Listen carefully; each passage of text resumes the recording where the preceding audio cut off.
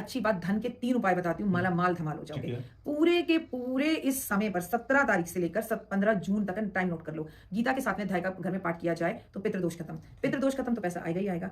पूरे इस टाइम के बीच में 17 एक महीने के बीच में आप एक नवग्रह लक्ष्मी महालक्ष्मी हवन जरूर करें। परिवार को लें और गंगा जी जाकर स्नान कर आएं तो आपके सारे पाप खत्म होंगे। और महालक्ष्मी को जो भी व्यक्ति 2 बत्ती का दीपक यानी कि एक विष्णु एक लक्ष्मी जोड़कर 2 दीपक की बत्ती अपने घर में रोज सुबह शाम जलाएगा, सिर्फ श्री यंत्र के सामने, महालक्ष्मी के सामने, कमल गट्टे की माला पहनकर रोए हुए, आप देखो वो क्या धनवान हो जाएगा। और प्लीज आप मेरा चैनल हो, घनश्याम का चैनल हो, देखिए, क्योंकि मैं आपको इस वक्त पुरुषोत्तम मास का स्नान कराने वाली हूँ। एक एक बात बारीकी से बताने वाली हूँ जो आपको आपकी दादी बताती थी। 3 साल घास हटाओ, घास दूर्वा, एक जो है एक बुधवार आप गणेश जी को दूर्वा की माला पहना दो, आप विष्णु भगवान को थर्सडे को पीले फूलों की माला पहना दो, महालक्ष्मी को शुक्रवार को गुलाब के फूलों की माला पहना दो, शनिवार को आप शनि देव के मंदिर में पीपल के पेड़ की माला पहना दो, आप शनिवार को महादेव पर आप खासकर सरसों का तेल चढ़ा दो। ये सब पुरुषोत्तम मास में केवल एक बार कर लो। पीपल के पेड़ की परिक्रमा कर लो। सोमवार को महादेव के मंदिर में बेलपत्र की माला चढ़ा दो। और मंगलवार को जय श्री राम लिखकर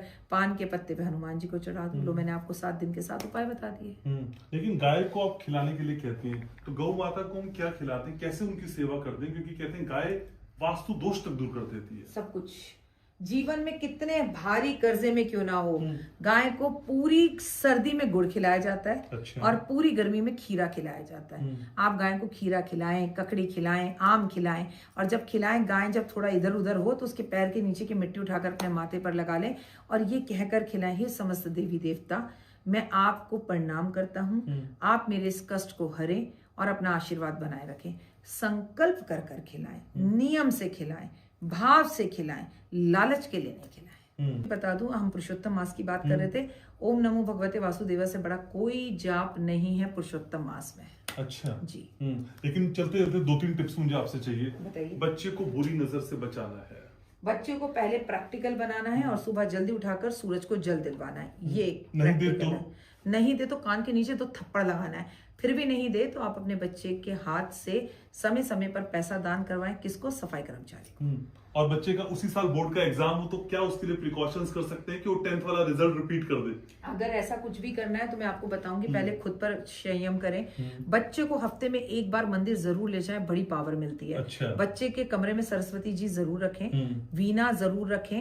आप बच्चे को धार्मिक जगहों पर ले जाओ, काले नीले कपड़ों से दूर रखें और प्लीज उसके हाथ से दान करवाइए। और सारा दिन उससे बोलो, मैं कह रहा हूं मैनिफेस्ट, तेरे 99.9% आएंगे। इस बार तो तू टॉप करेगा, इस बार तो तेरा इंटरव्यू लेने आज तक वाले आएंगे। ये आप सारा दिन बोलते रहो, ऐसा ही होगा। लेकिन कर्जा जो चढ़ गया है उसको उतारने की रेमेडी में पूछता रहा हूं आपसे बार बार, लेकिन कुछ ऐसा अचूक उपाय जो खासकर पुरुषोत्तम मास में हम कर पाए। एक ऐसा महा उपाय बताती हूँ। आपके घर में श्री यंत्र हो, आपके घर में बिल्कुल जो है लड्डू गोपाल हो। अच्छा। या आपके घर में शालिग्राम जी हो, तीनों में से कुछ भी हो, एक शंख प्रॉपर ले लो, उसमें रोज गाय का कच्चा दूध डालो, उस शंख से इन तीनों को स्नान कराओ, या तीनों में से कोई एक है उसको स्नान कराओ। फिर वो जो दूध है जिससे आपने कच्चे दूध से स्नान कराया, उससे चाय बनाकर पियो।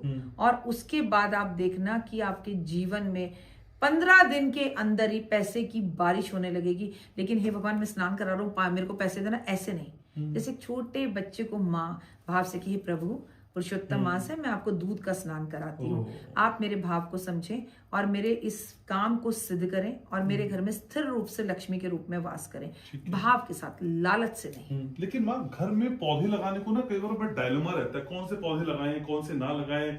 तुलसी जी को हम चाय में भी डाल लेते हैं, जैसे आप भी कहते हैं, वो भी नहीं करना चाहिए। थोड़ा सा इससे बताइए, कौन से पौधे एक घर में होने ही चाहिए? मेरा बच्चा, तुलसी को चाय में क्यों नहीं डालें? जरूर डालो, लेकिन जिस तुलसी को तुम पाल रहे हो, प्यार कर रहे हो, बेटी की तरह कार्तिक कर रहे हो, पुरुषोत्तम करो, उसे थोड़ी तोड़ लोगे। इसलिए बहुत तुलसी लगाएं।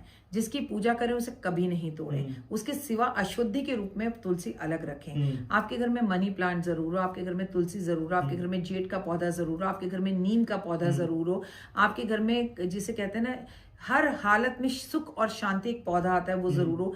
अगर आपका बच्चा 12th और 10th में टॉप करे तो मोर पंखी जरूर हो। अब आप सोचिए, उसके कमरे में मोर पंख लगा रहे हैं, मोर पंखी का पौधा ही रख लो ना। वो हवाएं, वो ताजगी, वो चीजें मिलेंगी, बच्चे को पॉजिटिविटी होगी। बेलपत्र जरूर हो, कहीं दूर नहीं जा रहे तो महादेव को एक बेलपत्र घर से तोड़कर ही अर्पण कर दो। और कुछ कुंडलियों के अनुसार कुछ लोग शमी का पौधा घर में रख सकते हैं, कुछ नहीं रख सकते, तो वो एस्ट्रोलॉजर से पूछ के रखें या घर से बाहर रखें, लेकिन कतई ही केले का पेड़ घर पे ना रहे, क्योंकि केला रहे सदा अकेला।